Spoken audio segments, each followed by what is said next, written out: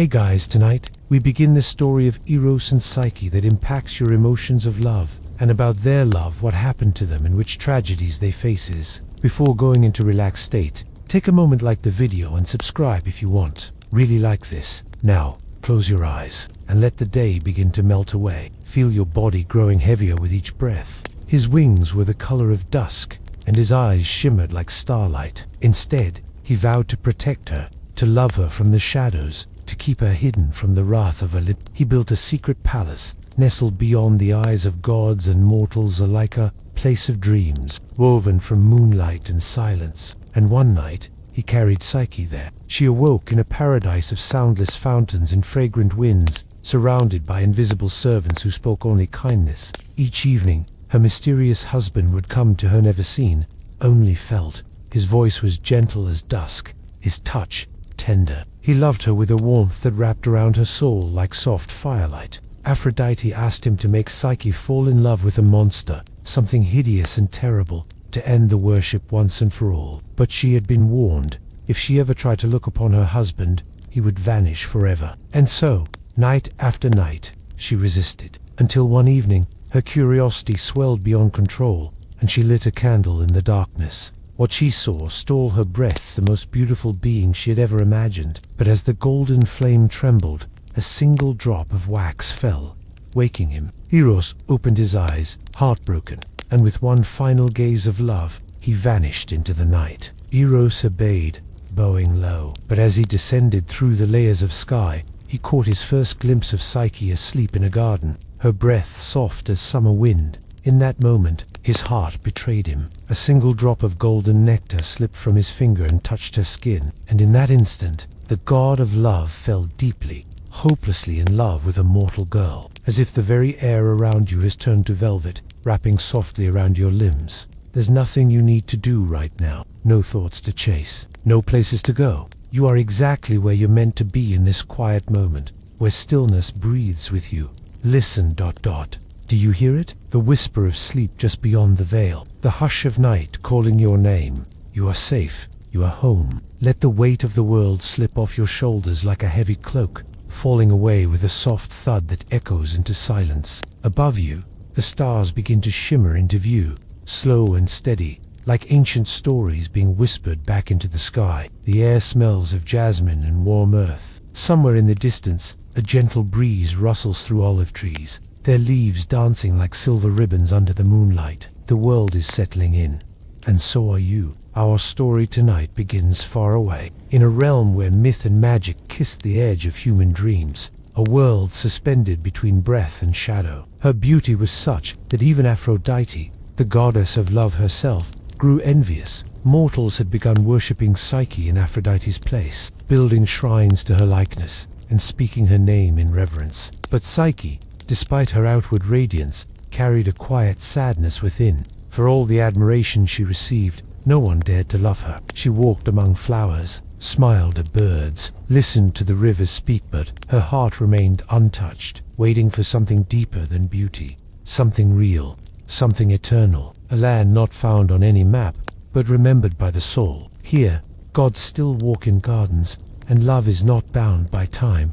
Here, the wind knows your name, and stories live in the light. This is where our tale sets sail, in the golden folds of an ancient sky, where to destinize Eros and Psyche to be remembered. Their love, whispered across centuries, still floats like music in the ether. And tonight, that music is for you. In the heart of this mythical world, there lived a mortal girl, more radiant than the dawn itself. Her name was Psyche. High upon Mount Olympus, Aphrodite watched with rising jealousy and crafted a plan. She summoned her son, Eros, star god of desire. He could not carry out the cruel task his mother assigned. Psyche was content, but curious. She longed to know the face behind the voice, to see the eyes that knew her so deeply. The silence that followed was deafening. Psyche stood frozen in the golden glow of her trembling candle, its soft light flickering across the now empty chamber, and the earth beneath her feet felt sharp and unforgiving.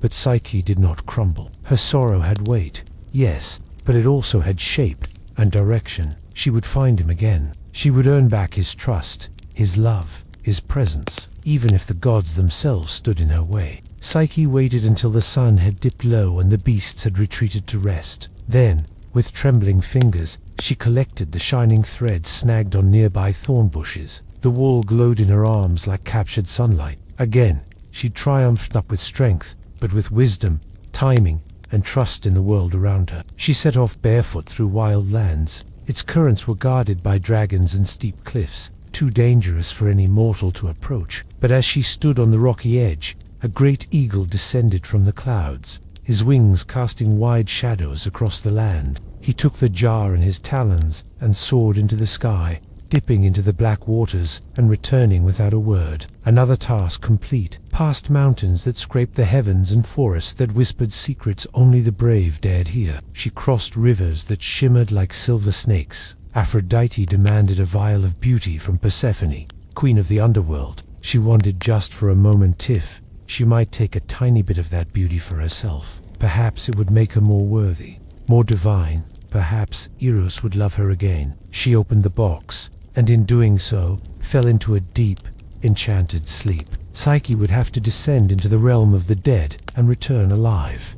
Many had attempted it. None had come back. But Psyche's resolve was steel beneath silk, guided by whispers from kind spirits and armed with coins for Charon and cakes for Cerberus. She made her way into the shadowy world of the dead. She stood before Persephone and made her request. The queen, moved by the mortal's courage, granted it. She gave Psyche a small box containing a fragment of divine beauty and sent her back to the land of the living, slept beneath the boughs of ancient trees, and followed dreams like signposts in the dark. The warmth of his presence, his breath, his voice, his hands was gone, leaving only the ache of what had been. The drop of wax that had fallen onto his shoulder had broken the spell, and with it, shattered the fragile, beautiful dream they had shared. She was told to sort them by nightfall, an impossible task for any mortal. Psyche sat before the mountain of seeds, her hands trembling. And yet, something curious happened. As tears began to fall, small shapes emerged from the shadows. Ants, dozens, then hundreds, then thousands. They began to move in unison, separating seed from seed with delicate precision. In silence and moonlight, the ants completed the task, and Psyche bowed in gratitude. She had passed the first trial. Her heart clenched beneath her ribs like a bird in a cage, fluttering in fear and regret. She had seen Hymies, the face of love itself, but at what cost? The palace, once alive with soft music and invisible whispers, had grown still. The fountains no longer flowed, the air no longer sang, and Psyche was alone. The world outside the enchanted walls seemed colder now. The sun no longer felt golden, it burned. The wind no longer danced, it howled. At last, she climbed the steep marble steps of a gleaming temple, the shrine of Aphrodite. She fell to her knees before the goddess and pleaded for help. But Aphrodite, still bitter and jealous, did not offer mercy. Instead, she offered trials, impossible tasks.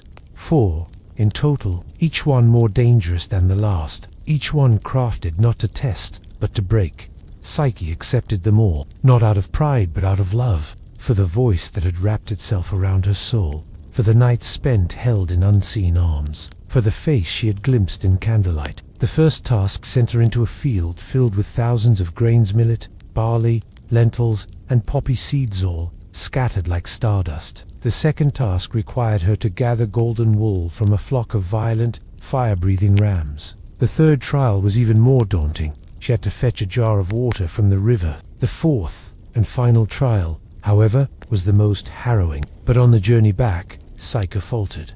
Psyche lay motionless upon the earth, still as stone, breath soft as petals in frost. The enchanted sleep had wrapped around her like a shroud, thick and impenetrable, her lashes dusted with invisible snow. For he had watched from afar, watched her fall, watched her rise, watched her face each cruel trial with quiet fire. There she lay, curled like a sleeping child on the edge of life and dream.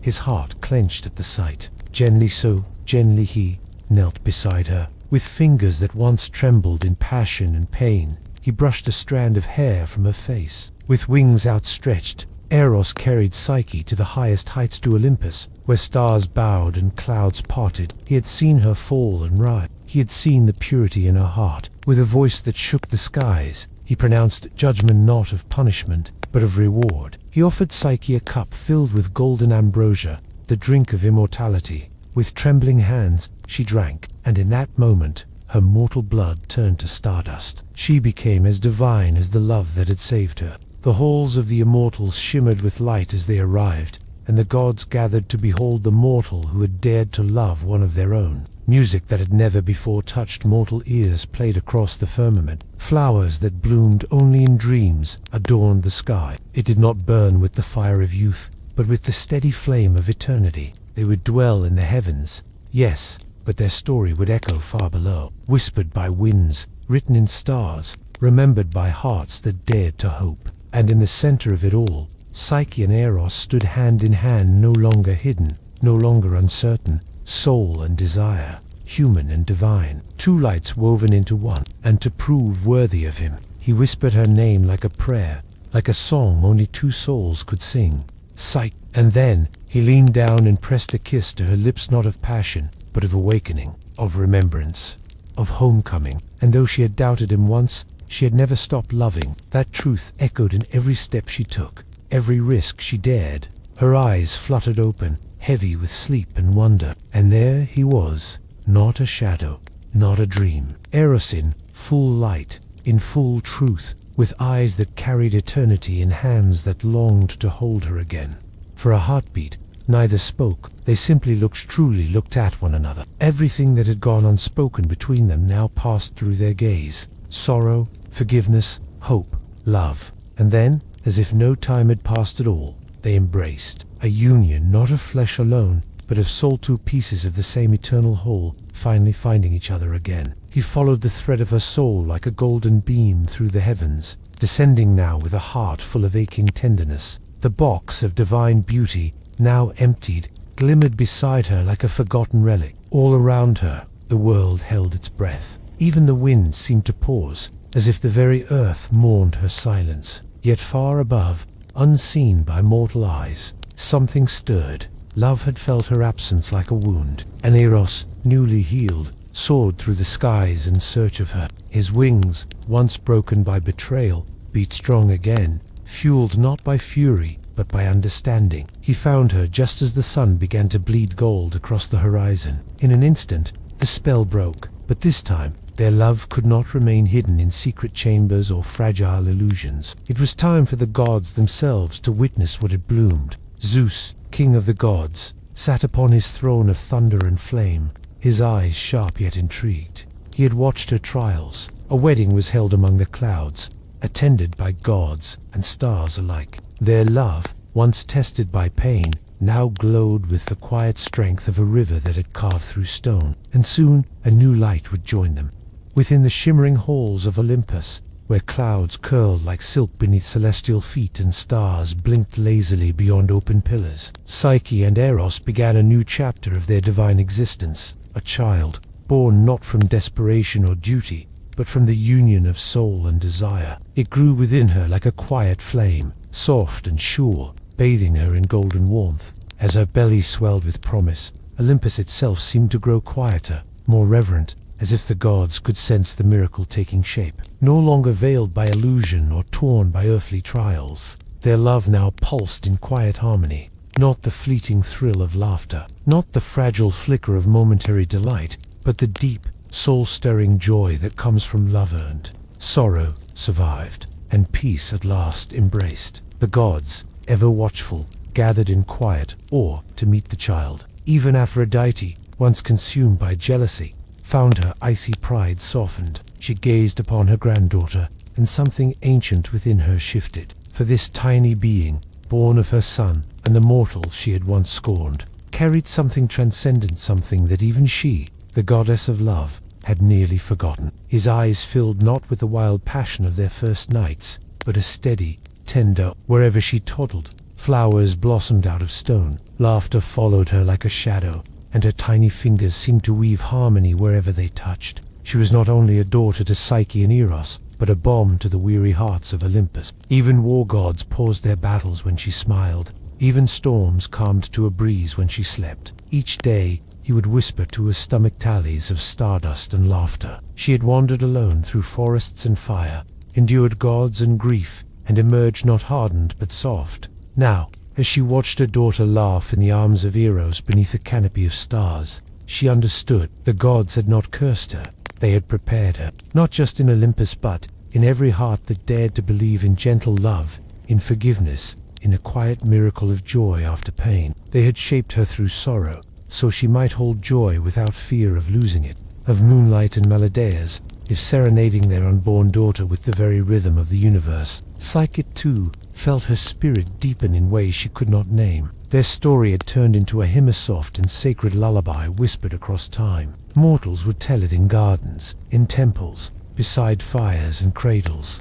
Lovers would invoke it with kisses, parents would recall it with tears, and those who felt lost or broken would hold it close, a reminder that even the most aching path may lead to peace, that even in darkness, love remembers. She was no longer only the seeker, the wanderer, the tested one. She was now the vessel of joy, the bearer of something sacred and sweet, something that would bind even gods closer to their own humanity, flowing as effortlessly as the river of stars that wound its way across the night sky. And yet, something new stirred in the stillness between them, something gentle and blooming, like the first crocus peeking through winter snow. Psyche, once mortal and bruised by longing, now carried something eternal within her, not only the breath of the gods, but a new life. Eros remained ever near, his hands often resting lightly over hers. When the time came, it was not thunder that welcomed the child, but silence, a hushed, golden stillness that fell across Olympus like snowfall at dusk. Psyche labored in chambers lit by starlight,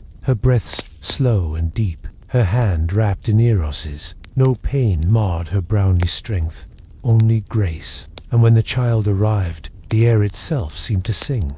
A daughter, radiant and luminous, eyes like liquid sunlight, skin like warm pearl. They named her Hydon Joy, for that was what she was, pure, distilled joy. Hydon grew with the radiance of dawn itself. In her presence, Psyche found completeness. Together, they became a trinity of tenderness, love, soul, and joy, no longer a tale of tragedy or trial. And so, among the stars and songs, Psyche lived.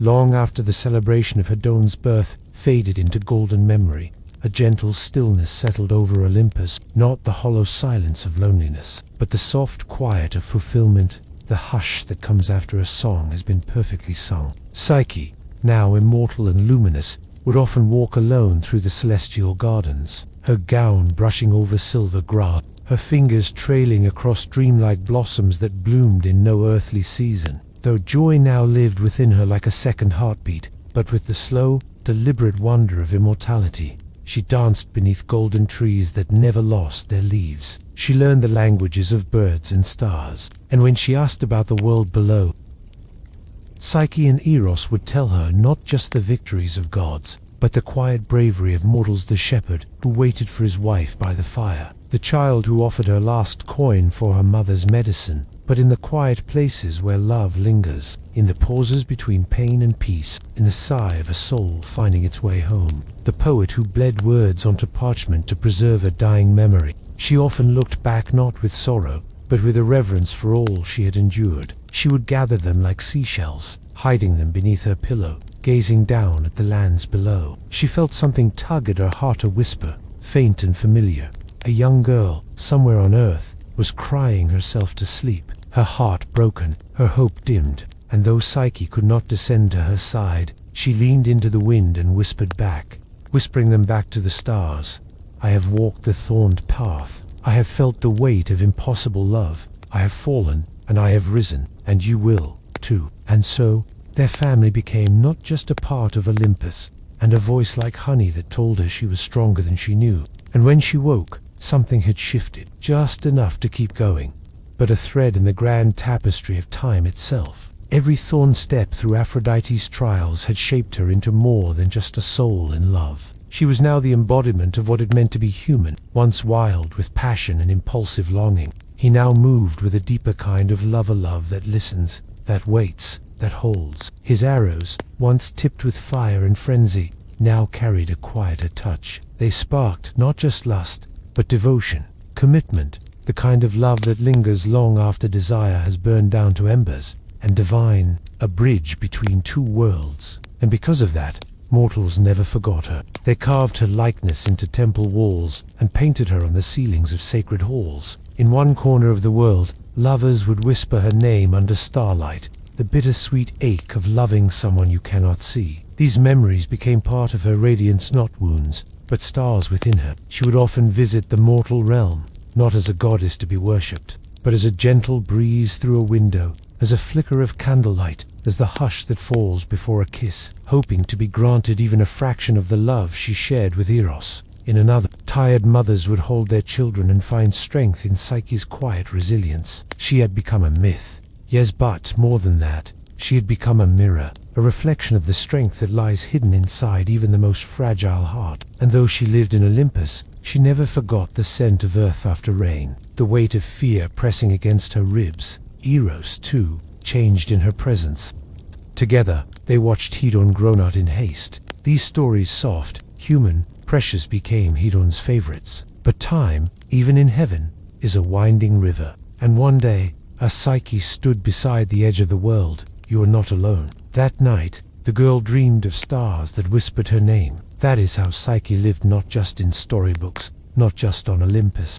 Centuries passed, and the world turned. Kingdoms rose and fell like tides. Psyche's temples were small, peaceful, and oil lamps glowed with a flame that never flickered. Women whispered their heartaches to the statues, fingers tracing the smooth curve of Psyche's stone cheek, hoping to feel her gentleness. Men left tokens at the feet of Eros' rings, locks of hair. As she matured, her spirit danced on the edge of sleep, where children met her in meadows, spun from memory and magic. She taught them laughter that healed, showed them that joy could be quiet, too, not just the bright burst of delight, but the soft comfort of being understood. Her presence often left them waking with inexplicable peace, as if the sadness they'd carried for years had suddenly softened its grip. Tear-stained letters begging for a love that would see them as they were and stay, not as rulers to be worshipped, but as guardians of feeling, of tenderness, of the quiet strength it takes to remain open-hearted in a world that wounds. Tucked away in groves, where wildflowers grew and doves fluttered through branches, pilgrims would come, not seeking power,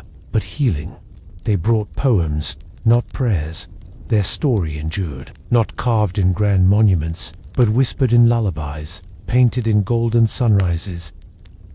Can birth something eternal, or a soul longs to be seen. The story of Psyche and Eros rises again, soft as a breeze, warm as candlelight, and eternal as the stars, echoed in the soft sigh shared between two people lying side by side beneath a starlit sky. Wounds, not offerings, languages shifted like winds, and the stars above spun their slow celestial dance. Yet the story of Psyche and Eros remained carried not just in stone or scrolls, but in the hush of human hearts, but of walking hand in hand through a hidden valley, of warm breezes scented with jasmine, of a soft voice saying, "You are loved, just as you are." These dreams would linger long after waking, like the afterglow of a candle in a darkened room, and they would carry those dreams into their lives, choosing kindness when anger was easier, choosing to stay when fear said run, choosing to love again, even after loss. Their love, no longer a tale of struggle alone, had blossomed into a kind of sacred truth, not loud or boastful, but tender, a truth felt in quiet moments, when a lover waits in the rain, when a mother sings softly to a sleeping child, when someone dares to hope again after being broken. Temples dedicated to their union dotted the ancient world, but they were different from those built for war gods or thunderous kings of heaven. Inside these temples, soft music drifted like mist, and sometimes they would dream, not just of gods or marble halls, but Psyche knew the mortal world, for all its beauty, was still steeped in struggle. She had not forgotten what it meant to ache in the silence, to question your worth in the dark. And so, she returned again and again, not in body, but in essence, as wind curling through open windows, as sunlight pooling gently on someone's pillow, as a voice within that said, "Keep going.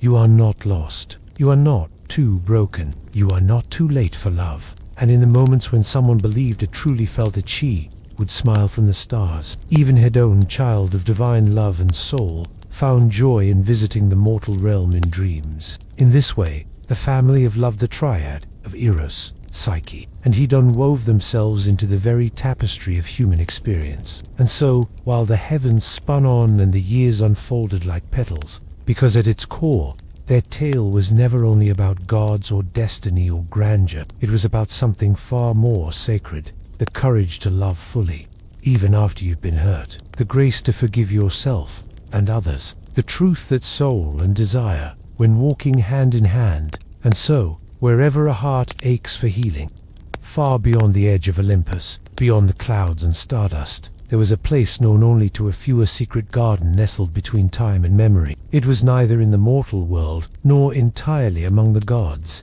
The air was filled with the soft rustle of silver-leafed trees, the melodic drip of dew into still ponds, and the distant hum of starlight weaving through vines. The ground beneath her feet was cool and mossy, and the sky above was always in a state of gentle twilight, never quite dusk, never quite dawn. Here, time didn't chase itself. It wandered, not with regret but with awe, for every step, every mistake, every cry in the night had led her to this place, had shaped her, had softened her spirit into something far more powerful than perfection. Sometimes they spoke softly, sweetly, of her dawn's laughter, or the dreams of mortals that brushed up against the heavens. Other times, they said nothing at all, and in that silence, something even more profound was shared, into something human, sitting together in the afterglow of everything they had overcome. Flowers that glowed in blues and purples not seen by mortal eyes, trees that swayed to the rhythm of her joy. They would lay in the grass as a family, hands linked, hearts open, and tell stories not of gods or heroes, but of small kindnesses, of love letters tucked into coat pockets, of strangers who offered comfort, of lonely people who finally found their way home. They were love in its simplest, most sacred form. It paused. It breathed. He never needed to announce himself. She always knew when he was near. The air would shift, warmer somehow. Every embrace, every whispered "I'm here," every tear wiped away by a caring hand. These became the garden's heartbeat. And so it grew, ever slowly, ever quietly, fed by human tenderness and divine memory. And she would look up to see him approaching, his golden hair catching the last light of that eternal twilight. No matter how many centuries passed, he still looked at her as if seeing her for the first time, and yet it held traces of both. This was where Psyche would often go when the weight of eternity became too much to hold. She called it the Garden of Remembering. The garden was quiet, but not silent. In the heart of the garden stood a single marble bench, worn smooth by centuries of stillness. Psyche would sit there often, her fingers curled around the hem of her gown, her eyes closed not to escape, but to remember, for memory, like love, is sacred. And in the safety of the garden, she allowed herself to relive it all. The flicker of Eros' gaze, before he ever spoke a word. The press of her hands against the box that held Persephone's sleep. The sound of her own heartbeat as she wandered the halls of his invisible palace. The tear she shed when she first realized she had wounded him, unknowingly. She remembered it all, and sometimes she wasn't alone. Eros would find her there, drawn by the quiet hum of her heart. He would sit beside her, and together they would watch the stars emerge, one by one, overhead. The kind of knowing that lovers grow into across lifetimes. The kind of peace that settles into bones once all the battles are done. The kind of stillness that says, "I see you, I've always seen you, and I always will." In that garden, Eros and Psyche didn't need wings or miracles. They didn't need temples or titles. They were just two souls, and when Hedon joined them, her laughter like bells in the distance, the garden would bloom with new colors. These were the stories that fed the garden. For every act of gentle love in the mortal world, a new bloom would appear there, and Psyche, cradled in the arms of time, knew this truth. Above all, love does not end. It changes, it transforms, it travels through pain and across lifetimes, but it does not die. It lives on in memories, in gardens, in dreams, and in every quiet heart that dares to love again.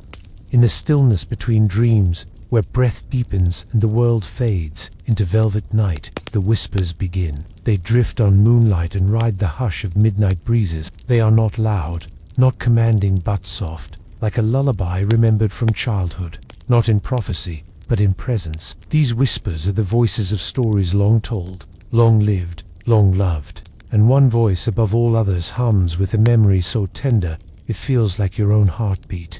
It is Psyche, stepping between the spaces where memory hides and longing lingers. She walks through quiet bedrooms, through lonely hallways, to hope wildly, to trust blindly, and to fall. She knows what it means to question your own worth, to doubt if you'll ever be enough, to fear you are too much. And so she offers not answers, but something better. Through the aching silences in homes where once there was laughter, she sees the widow clutching a photograph, the man who kisses a letter he never sent, the unseen arms around those who cry in the dark, the child who dreams of a mother's arms they never knew, the sudden giggle in the bath, the softness of fingers tracing steam on a windowpane. She is play and peace. Both they gather the lost and the lonely and wrap them in a story older than stars. They remind the world that love doesn't need to be perfect. It needs only to be real, offered freely, held gently. She is that moment. You remember someone's laugh and find yourself smiling without knowing why.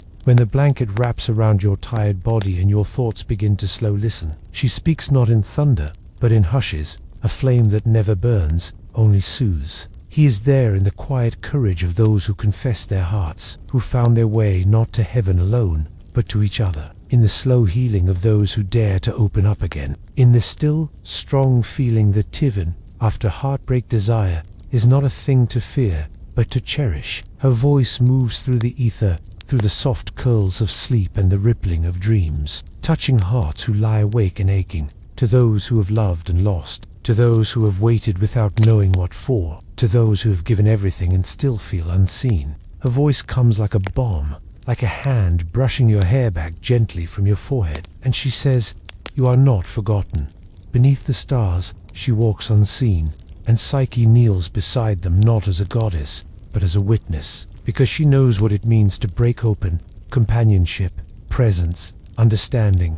Eros, too, watches from the stars, but his presence is not a gaze of judgment or grandeur, it is one of warmth. Together, they have become more than myth. They have become the guardians of those who love in silence, the protectors of fragile hope. And Hedon, child of soul and longing, dances through the in-between. She comes to those just waking from dreams, brushing their lashes with silver joy. She brings the smile that lingers for no reason. Together, this family of love drapes the night in softness. And so when you lay down to rest, listen to the whispers in the quiet, the ones that say, "You are worthy, you are whole, you are seen, you are not alone." They are not your imagination. They are the voices of Eros and Psyche souls, who walked through pain and love, who held hands across shadows and light. And now, to you, in the breath between words and the silence between heartbeats, there lives a language older than any tongue spoken and unseen, yet felt like the warmth of a fire on a cold night, after Olympus had accepted her, and she walked among immortals, not as an outsider, but as one of their own. She still sought moments of quiet connection. She found that even among the gods where words could be golden and declarations, Grandit was the quiet gestures that held the most truth. It's the secret language of love, woven in glances, fingertips, stillness, and Psyche had come to understand it fluently. Long after her trials had ended, it was in how Eros held her hand when they walked, never too tightly, never too loose. How he tucked a wildflower behind her ear, always the same, kind, small, purple, almost shy. It was in how his wings tilted ever so slightly toward her in a protective curve, even when he pretended not to notice. It was in how she prepared his favorite honeyed figs without being asked. It spoke in sorrow. She had let her curiosity wound the very love she most needed. Sometimes, love was learning, over and over, that flaws did not make you unlovable, they made you real. And being real, she had learned, was the most divine thing of all. But now she saw that even that, even the breaking, had been part of the sacred unfolding, part of the learning. These were the things that built their eternity, brick by gentle brick. Not the lightning strikes of desire, though those had been real and fierce, but the slow burn, the steady hearth of affection. Psyche had learned, too, that this language didn't only speak in joy. There is still time, and you are still worthy. Asterisk when Eros returned from flying across the mortal lands, exhausted by the ache of unseen lovers who had forgotten their worth, she would brush the dust from his shoulders without a word. They watched mortals leave flowers on graves, write poems they'd never send, sing lullabies to babies they weren't sure they were ready for. They watched hands held tightly in hospital rooms, fingers fidgeting on first dates, arms wrapped around friends who'd just lost everything. When Psyche woke from a dream too heavy with memories, or when you lie in the dark and wonder if your story will ever feel whole, know this: Eros would pull her close without asking why. Their embrace said everything, and together they watched the world. They watched lovers quarrel and reconcile. They watched, and they remembered what it had cost them to understand this language so deeply. Because once Psyche had loved blindly, love was not always knowing, and she wished mortals could see what she now did. That love was not in the perfection of the story, but in the tenderness with which it was held. Sometimes she would whisper to the stars, not with magic, but with hope. She would say, asterisk, to the one who is waiting, your love is not late. To the one who is grieving, love has not left you. To the one who is afraid to try again. And the stars would listen, and the wind would carry her words to the hearts that needed them most. Because love has many forms. It is the mother watching her child sleep, the friend who remembers the date of your worst day, the stranger who smiles when they see you crying, the partner who doesn't need answers, only your presence. And all of this, all of it, Psyche. So when you wake with longing in your chest, Psyche sees you, Eros sees you, and in their quiet, eternal love, they hold a place for yours too. In the cool hush of morning dew, before the songs of birds fill the trees, and the sky begins to blush with the first light of dawn, there stands a kind of temple. It does not rise from marble or shimmer with gold. It has no gates or priests, no rituals or chants, and yet it is sacred. It is the temple of the heart. And it was in this temple that Psyche now found her deepest calling, not among the columns of Olympus or the groves of the gods, but in the silent sanctuaries where love lived quietly, without ceremony, without applause. She had once been a mortal girl worshipped for her beauty, bowed to in temples of stone, listening for those sacred moments. But now she knew that the truest worship did not need altars. It needed intention, still finding each other across the breakfast table after 50 years, whispering their name into the silence. The ache in her chest was sweet, like a familiar melody, because love had taught her this, too. Sometimes we grieve not what was lost, but what was never found. And still, the heart reaches. Presence, care, it was found in how you touched another soul gently, reverently, as though they were made of stardust and story. Their hearts spoke in glances, in knowing, catching motes of golden sunlight, and already loves. She does not grant every wish or promise perfect endings, but she offers warmth, a little glow, a flicker that says, asterisk, you are not lost in the dark. When your heart aches for a connection deeper than this world seems to offer, know that your pain is holy. Not really. Someone sees you here. Asterisk, no roof, jazz sky, and soul, and a kind of love that transcends the telling. They had become fluent in the language of subtlety, where every emotion was honored, not just joy but ache, longing, uncertainty, hope. And so Psyche wandered the world in unseen ways. A father holding his child for the first time, trembling with both awe and fear. Psyche whispered softly. Psyche watched a young woman write in her journal, her brows furrowed, her lips slightly parted as if whispering to herself in thought. Tears pooled at the corners of her eyes, but her pen never stopped moving. A widow, lighting a candle beside her late lover's favorite chair. Two elderly hands, wrinkled and weathered. These were temples. These were holy. And Eros, her love, her light, would often join her in this quiet ministry of observation. They no longer needed to speak aloud. One afternoon, beneath the shade of an olive tree, she's writing to someone she cannot forget. Eros sat beside her, his wings stretched lazily behind him. Or, he replied gently, to someone she has not met yet. Psyche smiled. It always reaches, and it is in that reaching clumsy, brave, messy, honest that we build temples. Temples made of shared glances in coffee shops. Temples made of lullabies hummed in empty nurseries. Temples made of I miss you, texts never sent. Temples made of hope,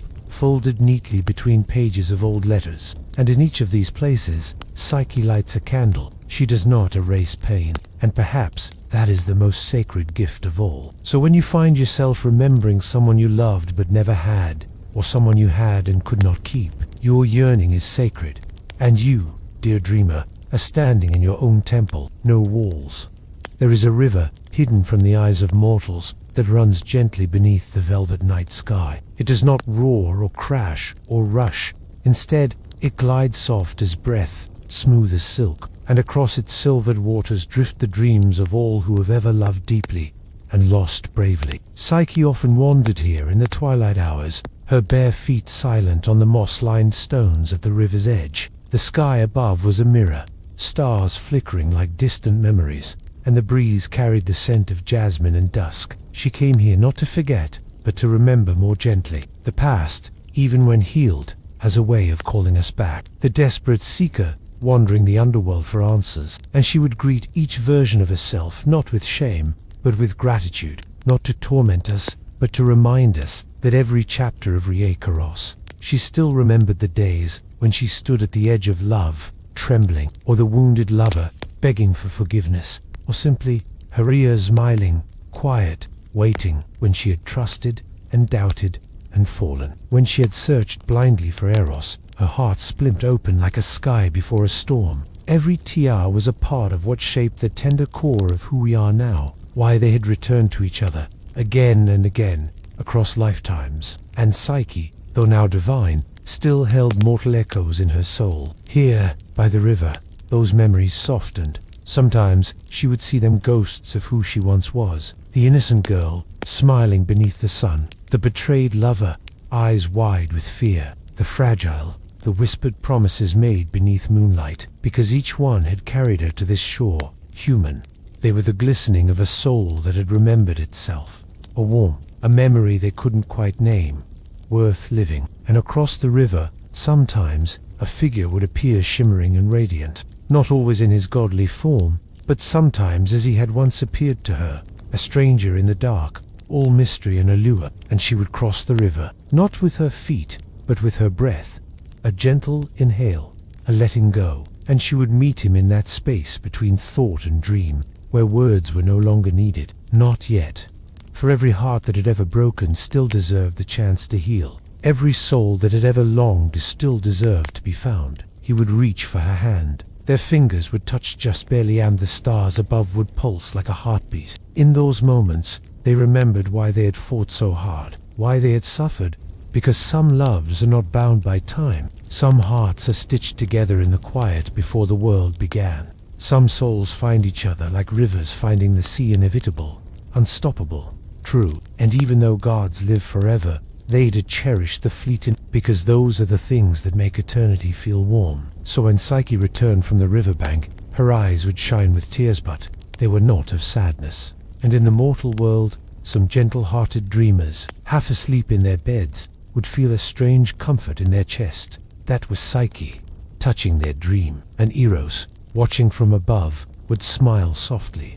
They were not finished teaching, and every dreamer, lying quietly in the dark, still deserved to know they are loved, truly, deeply, eternally. There is a kind of language that doesn't live in words. It lives in pauses, in glances, in the hush before a kiss, or the long, silent exhale after a tear falls. Psyche had become fluent in this language, spoken not by lips, but by souls. As she and Eros continued their quiet journeys across the invisible corners of the world, they often found themselves in places where silence said everything. A moonlit rooftop where a lonely poet wrote odes to someone who never returned. Between the sentences, we're too afraid to speak. Between the spaces where language fails, and all that remains is presence. A garden bench where two lovers sat without speaking, yet understood everything the other meant. A graveyard where a single hand rested on a stone, trembling not from cold-bought memory. Of the heartbeat you can hear when you lie in someone's arms and the world fades away. Of the way hands linger just a second longer before parting. They touched the dreams of those who loved quietly, caregivers who went unnoticed, partners who stayed through storms, friends who never said I love you aloud, but showed it with every kind gesture. Of the shivers that come not from touch, but from the thought of being known. These were not loud moments, but they were full. She whispered, "She's waiting for someone who may never come," and Psyche knew that. Sometimes love hides between the lines. Eros, too, had learned to listen differently. He had once been the god of passion, of fireworks and frenzies, but now Now he had become a god of stillness. Sometimes it shows up as a memory, sometimes as a breeze, not loudly, not in thunder or shouts, but in hushes, and sometimes as a presence you can't quite name. And oh, how the world hungered for this kind of knowing. They wandered, invisible but not absent, through the quietest rooms of the heart.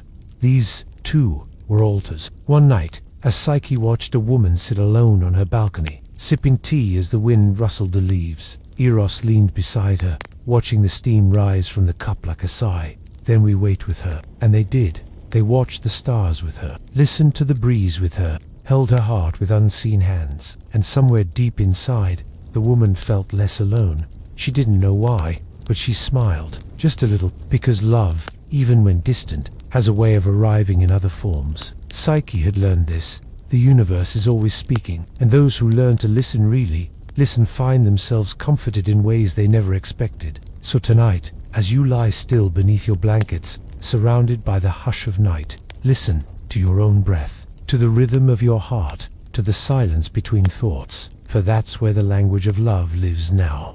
In the space between fear and hope, between memory and dream, between loneliness and the whisper that says, "You are not alone."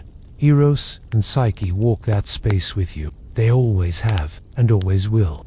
Deep in a forgotten realm where mortal feet cannot tread, and time blooms in reverse, there lies a garden. It is not marked on any map. It cannot be found by searching. It finds you only when your heart is ready.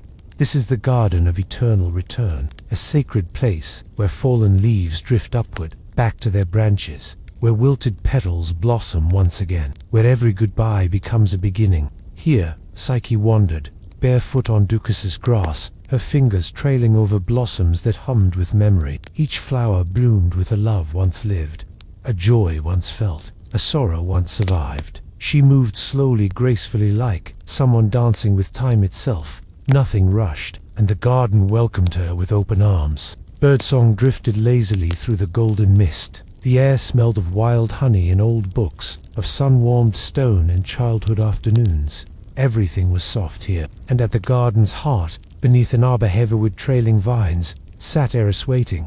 They said nothing at first. They didn't need to, not with impatience, but with the serene stillness of someone who has known longing and been When Psyche arrived, he stood. They simply embraced, and in that embrace, the garden sighed. Because here, in this sacred space where love always returns, the story of their hearts began anew. Lavender whispered lullabies to the breeze. They sat beneath the arbor, hand in hand, as vines wove gently around their fingers. A single white butterfly danced between them, then settled on Eros's shoulder, as if recognizing a familiar soul. "Do you think," Psyche whispered, "that mortals feel us when they fall in love? Truly?" Eros nodded, his voice barely more than wind. "Yes, in the stillness, in the knowing." They watched the garden bloom in waves, each blossom bursting into color, as if remembering something forgotten. Bluebells rang with laughter, roses flushed with secrets. Every flower told a story, of first kisses under rainy skies, of hands held in hospital rooms, of eyes meeting across crowded trains, of letters never sent, but deeply felt. They might even see two figures beneath the arbor, glowing gently, and within each story, a fragment of Eros and Psyche lived on. Because love, once born, never truly dies. It changes shape.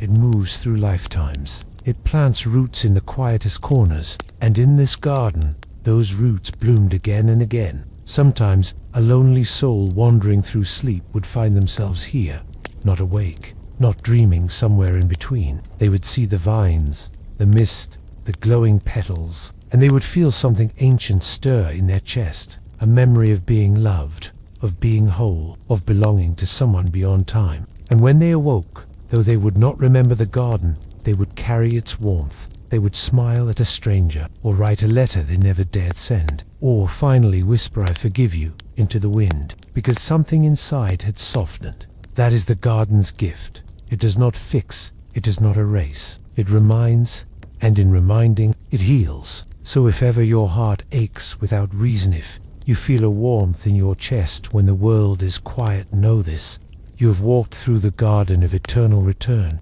and love has found you once more. There are some bonds so deep, they stretch beyond sight, beyond time, beyond even death. These are the golden threads that tie soul to soul, invisible, but unbreakable. One such thread bound Eros and Psyche, and now, in the twilight of memory and myth, it shimmered ever more brightly spun, not from silk or light, but from longing. They had seen lifetimes pass like rivers. They had watched kingdoms rise and crumble like sand castles in the tide, yet their thread never frayed. One evening, as the stars gathered like quiet witnesses across the sky, Psyche sat by a silver stream, her reflection rippling gently beneath her. Not the frightened mortal girl who once lit a forbidden lamp. She looked into her own, eyes come now, wiser, but a soul who had seen both heaven and heartbreak. Eros joined her, lowering himself beside her with the grace of moonlight. For a long while, they said nothing. Some remember in dreams, some forget, and fall in love again. All are changed. Only the hush of water spoke, whispering over the stones like a lullaby for ancient hearts. Finally, Psyche murmured, "Sometimes I wonder what became of the lives we touched." Eros tilted his head, thoughtful. He held out his palm, and from the air, a golden thread shimmered into view, slender, soft, endless. It pulsed gently, like a heartbeat. "This," he said, "is the bond we leave behind." Psyche watched as the thread floated upward, disappearing into the dark like a star pulled home. "They don't always know it's there," she said softly. "But they feel it," he replied. A child who reaches out in kindness, a widow who smiles at the sky, a traveler who dreams of someone they've never met, the moonlight turning her into silver and breath, all touched by a thread in the great weave of existence. Love is the quiet seam that holds it all together, and though the world may grow loud, though chaos may rise like thunder, still, somewhere beneath it all, the thread hums, and when we are quiet, truly quiet, we can feel its warmth. Psyche stood and stepped into the stream, water lapping at her ankles like a greeting. She twirled slowly, arms outstretched. "I think," she whispered, eyes closed, "we'll always find each other." Eros watched her, awe in his gaze. "We already do." And far, far away in the waking world, a pair of strangers locked eyes across a bookstore. They didn't speak, but they felt it. Something ancient, the water drying instantly from her skin, the hush wrapping around them like a cloak. Something familiar, as if they'd known one another before names, before lifetimes, before language. A golden thread shimmered between them, and in that moment, without knowing why, they smiled. Back in the quiet realms, Psyche returned to Eros' side. "We are in every story," she said, leaning her head to his shoulder. "And every silence," he replied. "For love is not just fireworks and declarations. It is the thread, the one that tugs at your soul when the world grows too quiet, the one that brings you back, again and again, to the hearts you're meant to find." Eros and Psyche were never just a myth. They were the memory behind your heartbeat, the softness behind your longing, and even now, even here, they are with you. And now, the stars grow quieter still. The moon folds its light into the sea of sky, and the winds, gentle and drowsy, begin to hush their wings. In the distance, somewhere just beyond the veil of sleep, the world of Eros and Psyche begins to dissolve, not with an ending, but with a return. Because this story, like all true love, does not conclude. It rests, it circles back, it becomes part of you. You see, their love was never just theirs. It was always meant to be shared. When you curl beneath your blanket and breathe slowly into night's embrace, when you dream of faces you don't know, yet somehow feel like home, when your heart stirs at a forgotten melody or a scent that drifts in with the rain, that is them. That is love, remembering itself through you.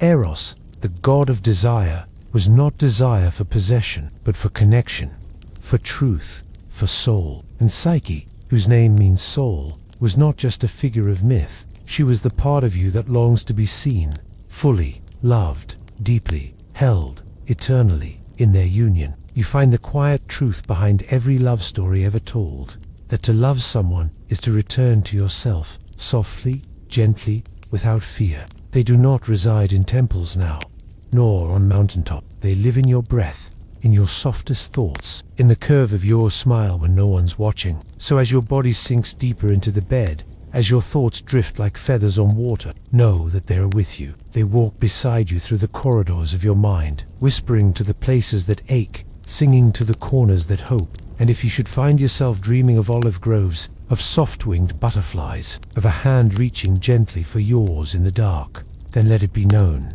you are not alone. You are part of a love so ancient it shaped the stars, so eternal it echoes in every heartbeat, so gentle it lets you sleep.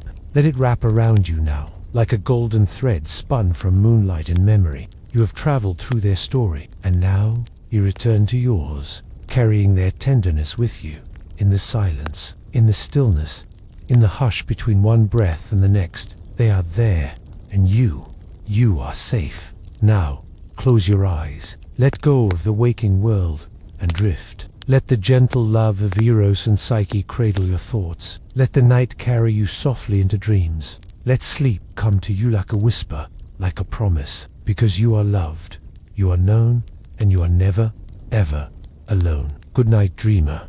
Sleep deeply, sleep sweetly, and remember, love is always with you.